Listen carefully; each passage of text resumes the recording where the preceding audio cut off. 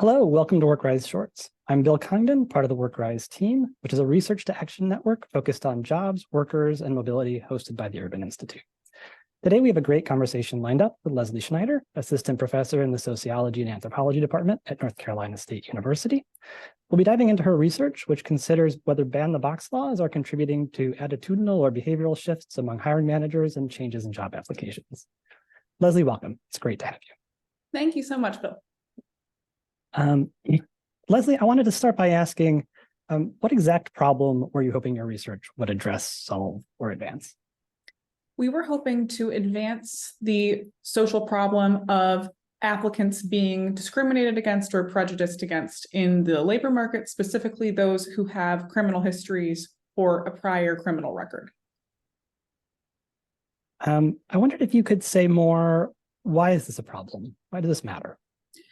So a lot of social science research, whether it's experimental or observational, shows that there is widespread prejudice and discrimination against people with criminal histories in a lot of areas of social life, but employment is one of the most egregious and also most disadvantaging ways that people with criminal histories face obstacles to re-entry and reintegration into society.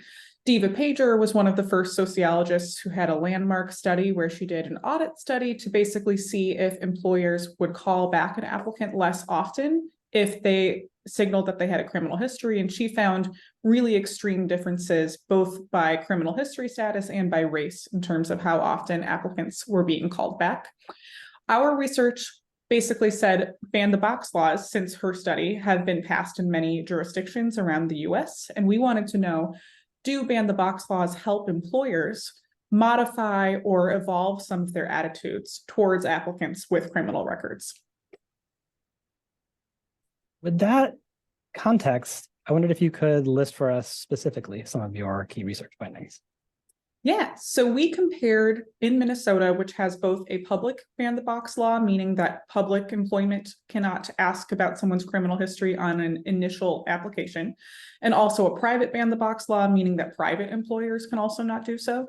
We compared a sample of businesses from 2007 and 2008 to 2016 to see, one, if they were compliant with the ban-the-box law, meaning did they remove their criminal history question from their application. We found that about 80% of businesses had done so, but about 20% still had a criminal history question on their application, meaning whether it was on purpose or not, they were considered non-compliant with the law. Our second big research question was, did the passage of the law and potentially working more with people with criminal histories change the attitudes or beliefs of employers? We found in general that it didn't. Not to say that employers hadn't softened some of their language about people with criminal records. For example, far fewer of the employers that we interviewed said they would not consider any applicant with any criminal history. However, most didn't know what the ban-the-box law was, and very few stated it definitively helped them change their attitudes towards applicants with criminal records.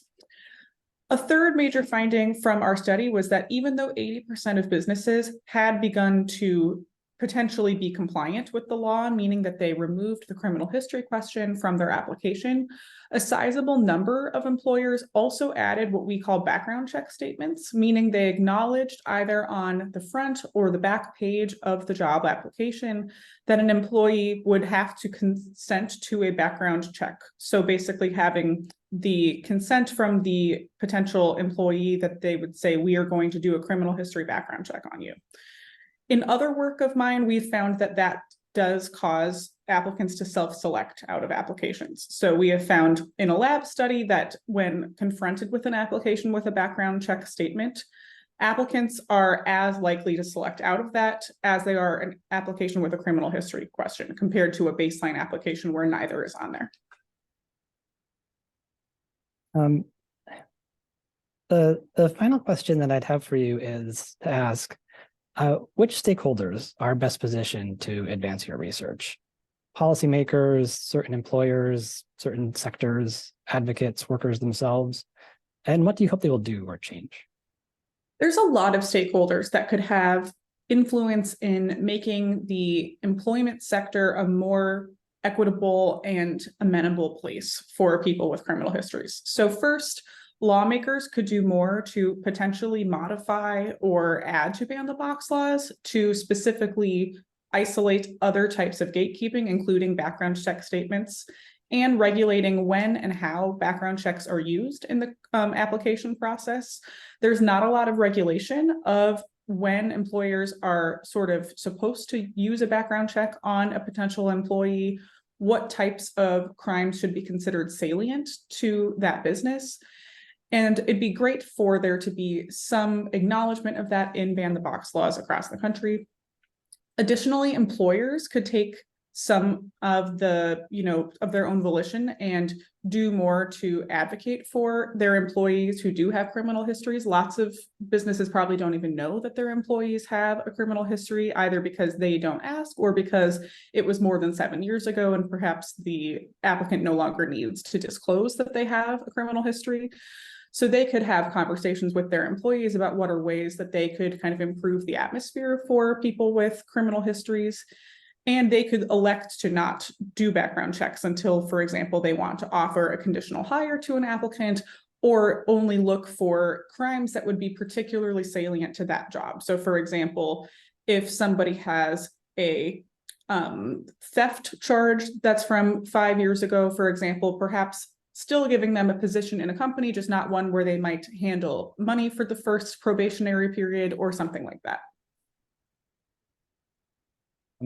Lesley, I wanted to thank you again so much for joining and sharing your work with us. We're excited to see more work on this topic from you in the future. Awesome. And you can view the full research on WorkRise's Working Knowledge blog. Well, thank you so much, Bill. You were wonderful.